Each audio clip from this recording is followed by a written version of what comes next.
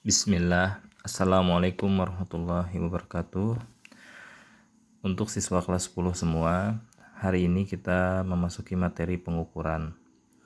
Nah, sebelum memasuki ke pengukuran yang lebih kompleks, ini saya ingin mengulas cara penggunaan mistar ya, yang paling sederhana.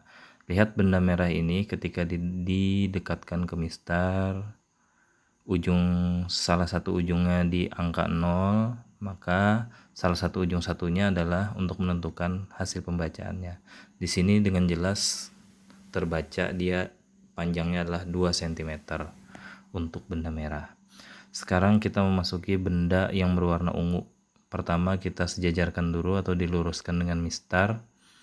Kemudian sama seperti tadi, salah satu ujungnya diletakkan di angka 0 dan salah satu ujungnya lah untuk membaca pengukuran. Untuk benda ungu ini ternyata hasil pengukurannya adalah 1,6 cm seperti itu ya. Nah, itu 1,6. Baik, sekarang yang terakhir benda warna hijau. Nah, benda warna hijau ini ketika disejajarkan dengan mistar, itu mistar nggak mampu membaca pengukurannya dengan tepat. Karena coba kalian perhatikan di salah satu ujungnya itu dia tidak mengarah ke 1,4 dan tidak juga 1,5. Jadi benda warna hijau ini kisaran 1,4 atau 1,5. Ya 1,4 sekian seperti itu. Sekiannya ini tidak bisa dibaca menggunakan mistar. Dia membutuhkan alat yang lebih teliti lagi. Alat tersebut bernama mikrometer sekrup. Nah, sekarang kita membahas mikrometer sekrup. Ini alatnya. Cara penggunaannya kita geser dulu rahangnya.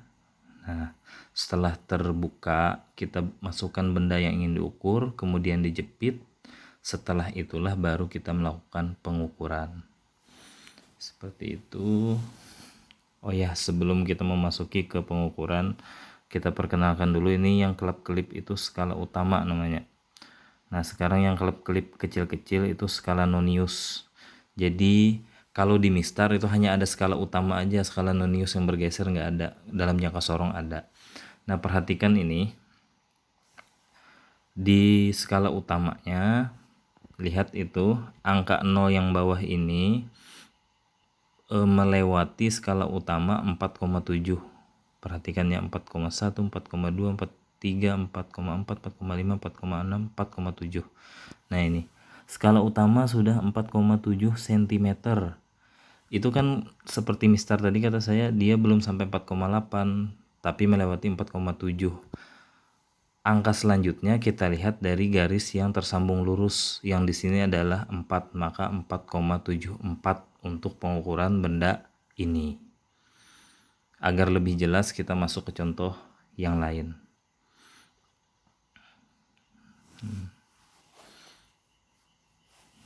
Oke, kita masuk ke contoh yang lain. Saya perbesar. Kalau contoh yang lain ini bebas ya, kita mau menggeser kemana-mana. Ini misalkan saya geser ya sampai di sini. Lihat ini angka 0 hanya melewati 1,4 ya. Nah, 1,4 kemudian kita cari garis yang benar-benar lurus. Nah, perhatikan layar handphone kalian atau laptop kalian. Ini mau saya geser sedikit supaya ada yang nyangkut. Nah, ini angka 5 nyangkut, angka 6 nggak tepat, angka 4 masih nggak tepat. Berarti pengukurannya 1,45. 1,4 tadi dari skala utama ya, karena angka 0 yang bawah sudah melewati 1,4. 1,45 berarti. Mudah-mudahan kalian bisa mengerti. Hasil pembacaan skala 1,45. Oke. Kemudian contoh yang berikutnya. Ini kita geser dulu. Nanti akan saya sajikan beberapa contoh. Setelah video ini selesai, kalian kerjakan soal-soal yang saya kasih. Nah, ini dibantu dengan garis merah ya. Lihat di sini 3 yang tersambung, 4, 5, 6, 7, 8, 9 dan yang lain-lain tidak ada yang tersambung. Oke, sama seperti tadi, ini 4,4 karena garis merahnya tersambung di 3 berarti 4,43. Lihat nih yang di bawah, 4,43. Sekarang contoh berikutnya.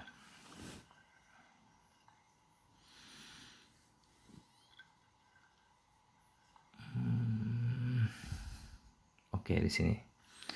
Nah, ini meskipun angka 6-nya ketutup, tapi karena di sebelahnya angka 7, berarti ini sudah bisa diprediksi dia adalah 6, sekian. 6,74 karena 4 yang garis tersambung. 6,7 karena angka 0 ini sudah melewati 6,5, 6,6 dan 6,7. Jadi 6,74 ya untuk soal yang ini.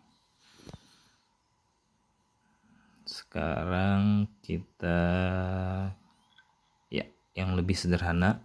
Ini 4,1 karena yang tersambung adalah 6 berarti 4,16 atau 4,16. Nah, lihat itu. Saya rasa sudah cukup. Terima kasih. Assalamualaikum warahmatullahi wabarakatuh.